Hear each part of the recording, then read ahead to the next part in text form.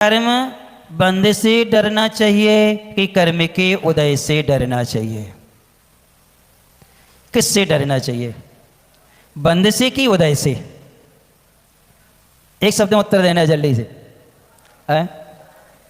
बंध से। डर किससे लगना चाहिए?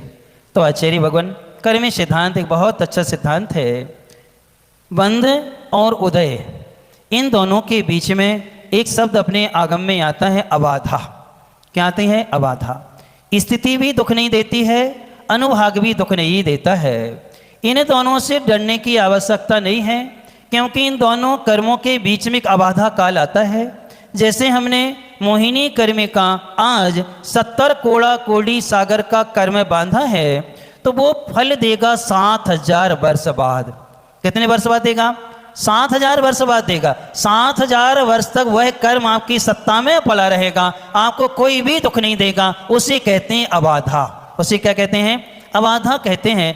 अर्थात अबाधा काल का मतलब ना बाधा अबाधा, जो हमें किसी भी तरह से बाधित ना करे, हमें डिस्टर्ब ना करे, वो कौन कहलाती है? अबाधा।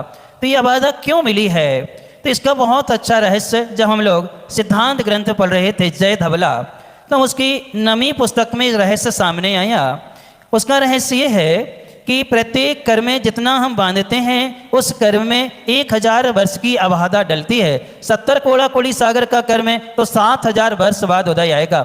20 कोड़ा कोड़ी सागर का कर्म है तो 2000 वर्ष बाद उदय में आएगा। यदि कोई 10 कोड़ा कोड़ी सागर का है तो वो कब आएगा? 1000 वर्ष बाद क्या आएगा? वो उदय में आएगा। यानी जो बांधा है वो तत्काल उदय में नहीं आता है, अर्थात उतने समय तक बंधा हुआ कर्म हमें डिस्टर्ब नहीं करता है। उसके लिए ये है कि जो हमने कर्म बांधा है तत्काल उदय में आता नहीं है। बीच का जो काल हमें मिला है, 70 कोड़ा कोड़ी सागर का मोहिनी कर्म बांधा है, तो हमें 7000 वर्ष मिले हैं। इन 7000 वर्षों में हम पुरुषार्थ करके उस कर्म को काट सकते हैं, अर्थात जरूरी नहीं है कि उदय में आए। इसलिए बंध से भी नहीं डरना, उदय से नहीं डरना। अब बंध गया तो पुरुषार्थ करेंगे तो हम क्या कर सकते हैं? काट सकते हैं। जैसे आपके यहाँ कोई व्यापारी है, उन व्यापारियों के यहाँ बहुत सारी एंट्री गलत है और छापा डालने वालों का समाचार आ गया है कि हम 15 दिन बाद इस नगर में आएंगे, छापा डलेगा 15 दिन बाद।